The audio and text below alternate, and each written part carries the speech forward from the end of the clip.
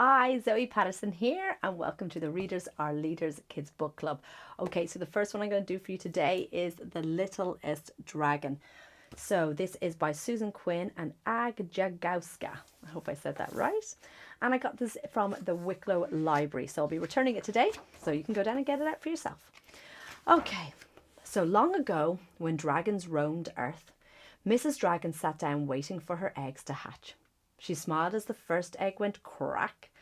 She smiled as the second egg went crack.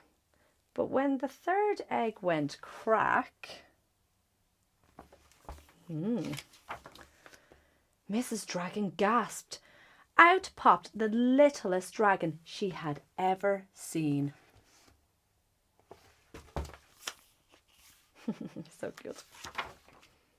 Mama, said the littlest dragon. Aren't you sweet? Mrs. Dragon said. Dragons aren't sweet, snorted Mr. Dragon. They're big and strong.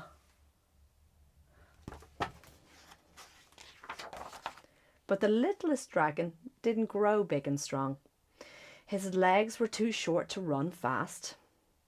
He was last in the flying races because his wings were too small. Even worse, he could not breathe fire, however hard he tried. Whoever heard of a dragon who can't breathe fire? Laughed the other dragons.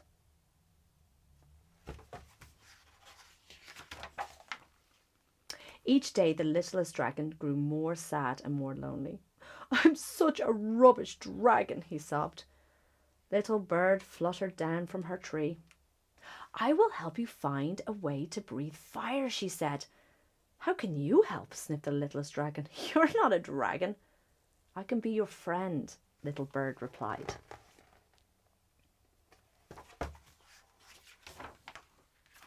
Then winter came. Mr. and Mrs. Dragon had colds. The littlest brothers had colds. But when dragons have colds, they can't breathe fire. And without their fire, dragons can't keep warm. I will find someone to light our fire, said the littlest dragon. And off he went.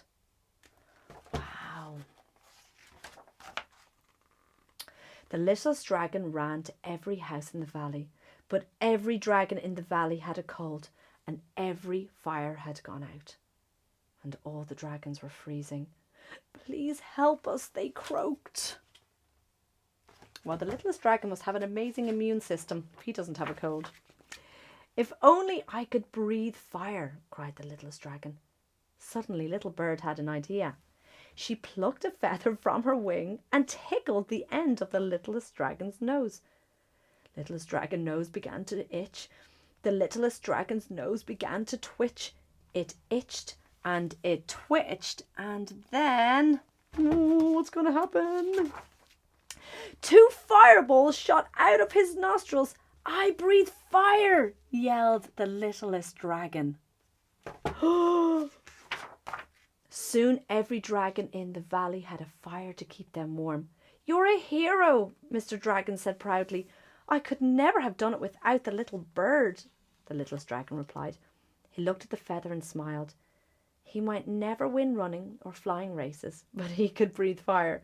And with Little Bird as his friend, he would never be lonely again.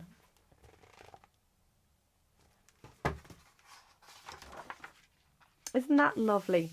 Now it has some next steps for us. It says, after reading the story, look at the front cover again. Could the children have guessed what the story was about just by looking at the front cover? I wonder, could you? Now there's some more tasks here in the back, but I'm going to let you rent out this book yourself and have a little read of that yourself and get all those extra little tasks in. And I hope you really enjoyed the book, The Littlest Dragon. My son Oliver picked that out for me. And it also reminds me of Super Brain tip number 3 is positive peer group. And I think The Littlest Dragon maybe didn't have such a positive peer group with his bigger brothers, but he did with the little bird. And when we're surrounded by people who really encourage us, it actually makes our brain stronger. So remember, super brain tip number 3, positive peer group. Surround yourself with happy, loving people, and also be a happy, loving person to your friends, and you'll make a great little collective group together. Okay, super brains, have a fantastic day, and pop down to your local library and get yourself some books. And let me know what you've got. Drop it in the comments below. Okay, I'm Zoe Patterson, F.Y.I Dance Club.